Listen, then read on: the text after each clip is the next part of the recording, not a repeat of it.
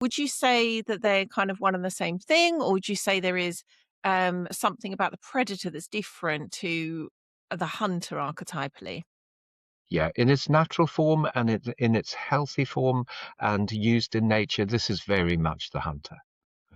Very much the hunter, stalking, tracking, watching out for all signs, watching out for signals, and having a plan as a way to uh, get what this part needs. There's in a lot of ways, a lot of men might think hunters more warrior, but the thing about a Mhm. warrior is the way the more warrior part stands. Is it's not disguised, it's not hidden. It just goes Mm. front forward with whatever it might be opposing. The predator doesn't do that. The predator's more clever. He's likely to be in disguise, masked, um, uh, thinking of ways of operating in a way that's not being seen, camouflaged, hidden, much more careful, and actually much less confrontational, and less likely to be hurt Mm. by whatever he's stalking.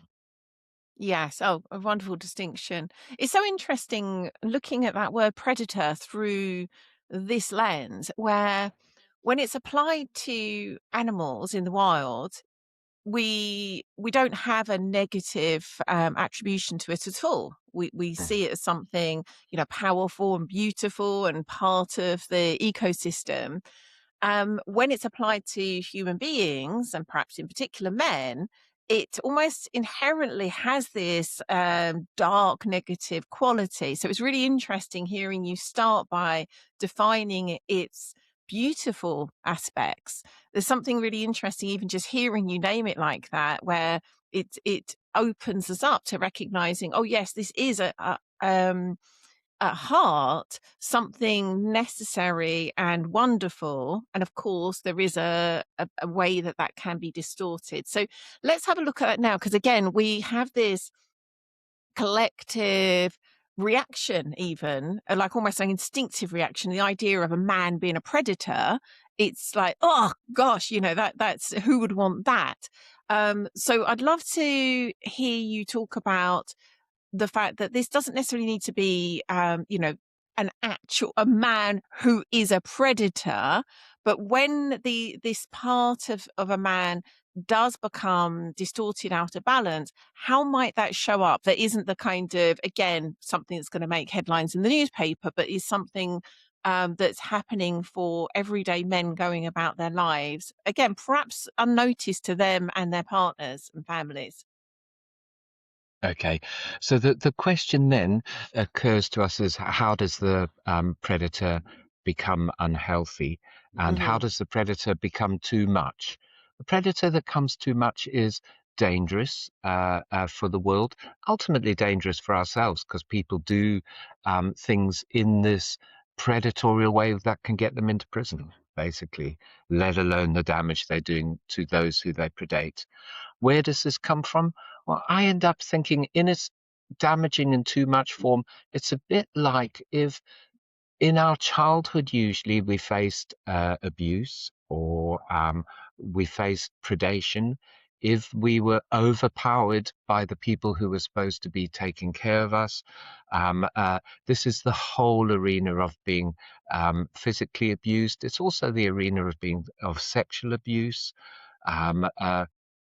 If a boy is stuck in a situation where he has been physically abused for years and years during his childhood, then because he's not strong enough to oppose it, because his little warrior boy is not strong enough to say, no, you can't do this, you're breaking my boundaries, this is not okay, then what happens is a boy will tend to move back into a much more primal part of himself, the primal part we're calling the predator here, where he moves up into his mind, perhaps plots how he's going to protect himself, plots how he might take revenge someday, how he might put a stop to it, how he can be clever and work out ways to protect himself in the face of profound danger. Mm.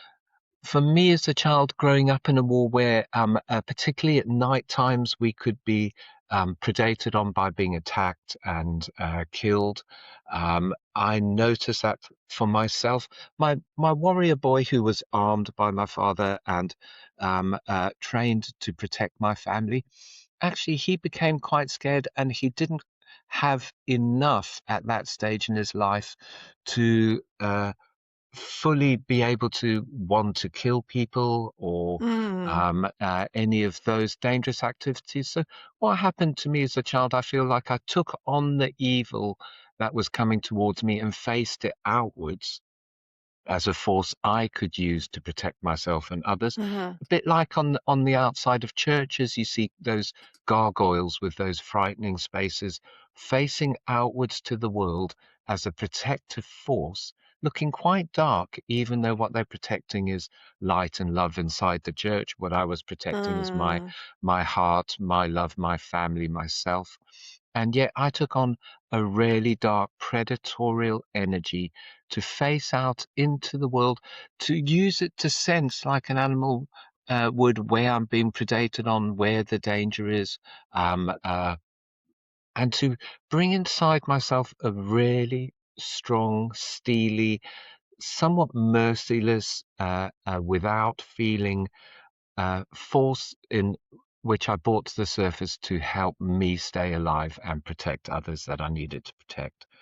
This is Mm. really, really primal, and it's an incredibly powerful force.